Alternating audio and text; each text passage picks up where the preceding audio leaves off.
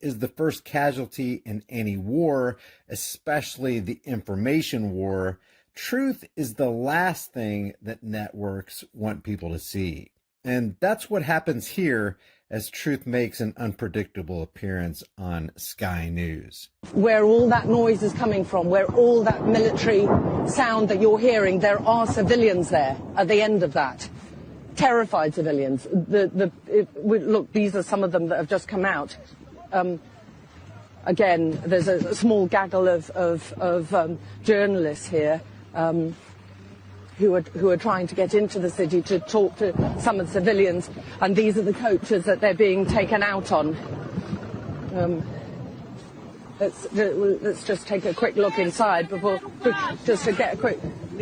Does anyone speak English here? Yeah. Hi. What was it like in there? Where you've just come from Irfin or somewhere else? Hey, I got an idea, the reporter says to herself. How about we get a quick interview with some of these terrified civilians? They're probably going to tell us how horrible it is getting bombed and that their family is wondering if they'll live to see another day. Whatever will these terrified civilians say? From circle, like, you know, when you're... I don't know about you guys, but it's almost like he was going to say, nah, couldn't be. Let me ask you, what do you think he was going to say in reference to run circle? What could that possibly mean? It's okay. Don't worry. Okay, they're very stressed. Tell me quickly, are you all right? I'm all right. And how many people are trapped in there? Legalized. 420. American? British. How many more? Cannabis legalized in Great Britain. Pardon?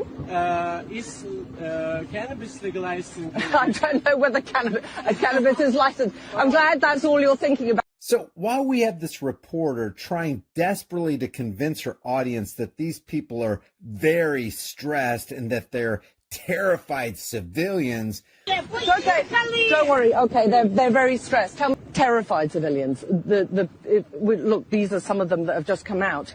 This guy right here has his mind not on constant shelling, not on the mainstream media reported horrific conflict initiated by evil Putin. I mean, he doesn't even act like their lives are in jeopardy at all. This guy's thinking about the legalization of weed. He's laughing. Everybody on the bus seems kind of relaxed. On this live report, we have the accidental encapsulation of two conflicting stories in one segment. One of terrified civilians just trying to stay alive during this horrific war on the one side, and on the other side, a guy who's so chill that he's wondering if America and the UK have legalized marijuana. In other news, Stinging Truth also made an appearance on the floor of Parliament as it dropped from the mouth of Dublin's Claire Daly. There's no doubt about it, we're living in times of catastrophic crisis where the lives of innocent civilians are sacrificed in the wars of their masters. Yes, in Ukraine, but not only. Since the last plenary, tens of thousands of Afghani citizens have been forced to flee in search of food and safety. 5 million children face famine, an agonising and painful death, a 500% increase in child marriages and children being sold just so they can survive, and not a mention of it, not here, not anywhere. No wall-to-wall TV coverage, no emergency humanitarian response, no special plenaries, not even a mention in this plenary, no Afghani delegations and no statements. My God, they must be wondering what makes their humanitarian crisis so unimportant. Is it the colour of their skin? Is it that they're not white, they're not European, that their problems come from a US gun or a US invasion? Is it that the decision to rob their country's wealth was taken by a despotic US president rather than a Russian one?